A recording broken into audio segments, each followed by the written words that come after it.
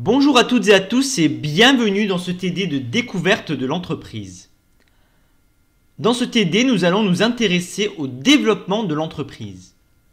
Le premier document est un article du Monde de 2016 consacré à l'entreprise SEB.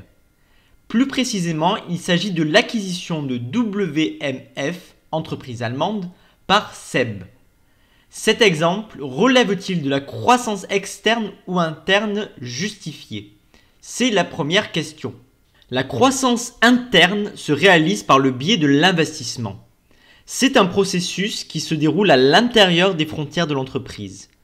Il passe soit par le développement des activités déjà existantes ou par la diversification, donc par de nouvelles activités. Avec la croissance externe, l'entreprise poursuit une logique de croissance vers l'extérieur de ses frontières. Il s'agit ici d'un exemple de croissance externe. SEB se développe au-delà de ses frontières. L'entreprise achète une autre entreprise. Il s'agit d'une fusion. La fusion fait partie des transferts d'actifs. C'est une opération par laquelle deux ou plusieurs sociétés, en général de dimensions comparables, décident de réunir leur patrimoine pour ne plus former qu'une seule société. Elle permet d'accroître la part de marché et de réaliser d'importantes économies d'échelle. Deuxième question. Pourquoi peut-on dire que cette opération a une raison défensive? L'acquisition de WMF par SEB peut être considérée comme une opération défensive, car l'objectif de SEB est aussi d'éviter qu'un concurrent asiatique rachète l'entreprise allemande et pénètre ainsi le marché européen. D'ailleurs, SEB n'hésite pas à mettre beaucoup d'argent sur la table pour réaliser cette transaction.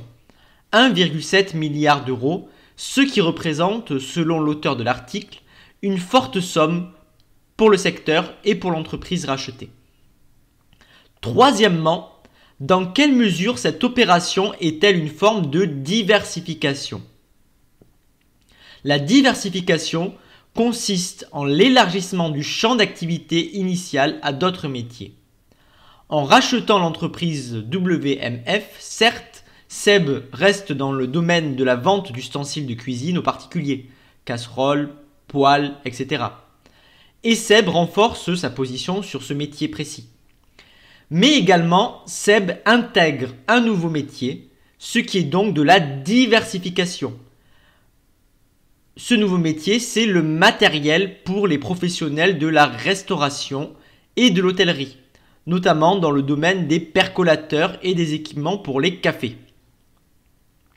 Le deuxième document est également un article du journal Le Monde qui s'intéresse cette fois-ci à l'autorisation des concentrations pratiquées par l'Union européenne.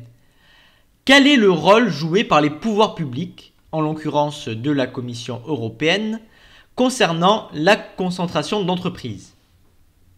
La Commission européenne contrôle en amont les projets de fusion présentés par les entreprises et donne ou non son accord. Elle peut également poser des conditions à ces projets de fusion, comme c'est le cas dans cet exemple, dans le domaine du transport aérien. Ce qui est recherché par l'Union européenne est de garantir une concurrence libre et non faussée. À quelles conditions la Commission européenne a-t-elle soumis l'autorisation de l'acquisition de la compagnie Aer Lingus par International Airlines Group? C'est la deuxième question. La Commission européenne autorise la fusion, mais conditionne cette autorisation.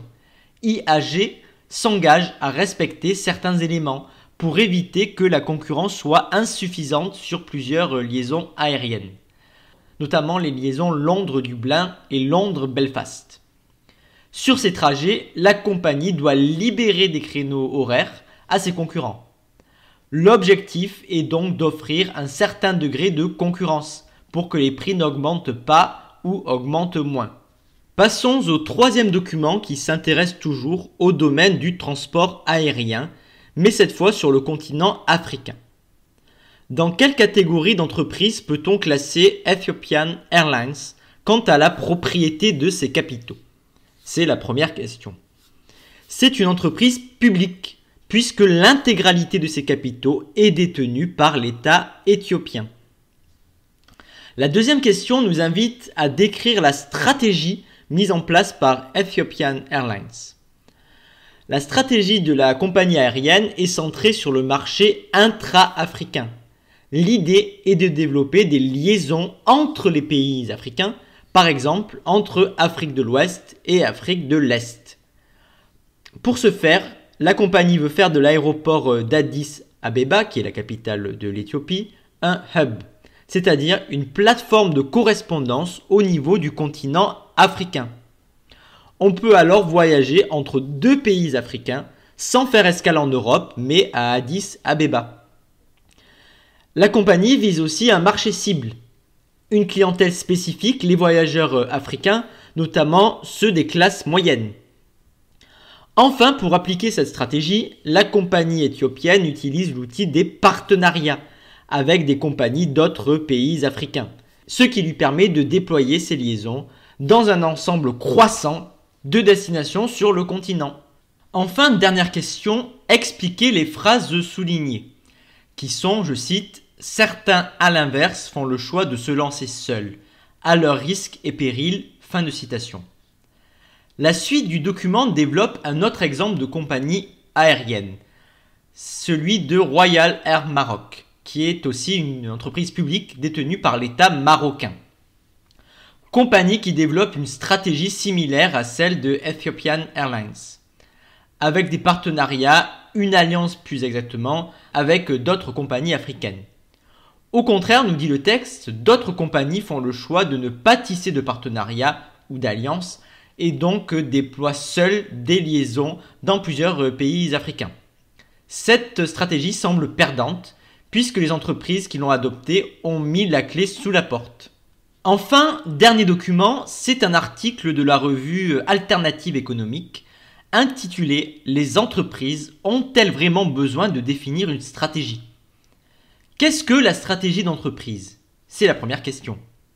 L'objectif de la stratégie est d'aider la direction de l'entreprise à la prise de décision sur le long terme, notamment les décisions quant au développement des activités, spécialisation ou diversification par exemple, les décisions quant aux investissements, aux choix de métier, aux innovations à adopter, au type de croissance à privilégier, croissance interne, croissance externe par exemple.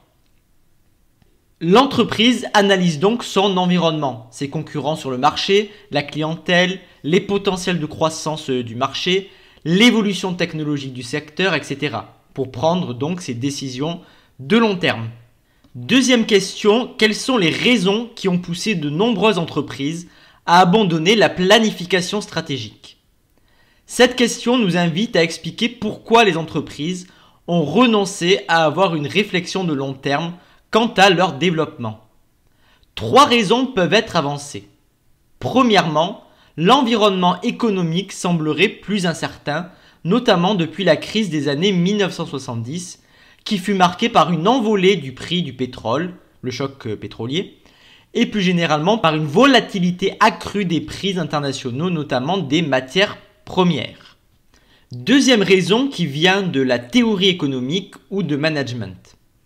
Plusieurs auteurs ont en fait montré qu'entre ce que prévoyait la stratégie de l'entreprise et la réalité, il existe un fossé. La stratégie pensée par la direction de l'entreprise n'est en fait pas appliquée dans la réalité. Voire certains auteurs ont montré que la stratégie pouvait rendre rigide l'entreprise et son comportement, alors même qu'un univers économique plus incertain nécessite une plus grande réactivité, une plus grande souplesse et flexibilité pour s'adapter justement à l'évolution du marché. Enfin, une troisième raison tient à l'évolution en termes de management interne des entreprises. Le management de projet s'est développé. C'est un processus qui consiste à tout mettre en œuvre pour réaliser un projet et non une vision générale de l'entreprise et de son évolution. Donc les objectifs sont fixés pour atteindre ce projet ponctuel sur le court ou moyen terme et les moyens, humains, matériels, financiers, sont mis en œuvre pour atteindre ces objectifs. Enfin, dernière question du TD, qu'est-ce que la stratégie Océan Bleu ? C'est une théorie disant que l'entreprise qui veut réussir dans un secteur donné, pour faire des profits importants et avoir une croissance élevée, ne doit pas se limiter à développer des activités existantes sur un marché connu, où la concurrence existe avec d'autres entreprises qui ont à peu près les mêmes méthodes qu'elle. L'entreprise doit créer un espace stratégique non contesté, appelé Océan Bleu, un espace de marché complètement nouveau.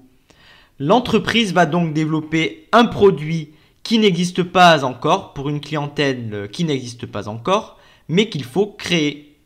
Et donc cela suppose de mettre en œuvre des méthodes radicalement nouvelles pour créer ce nouveau marché. Et voilà, c'est fini pour ce TD numéro 5.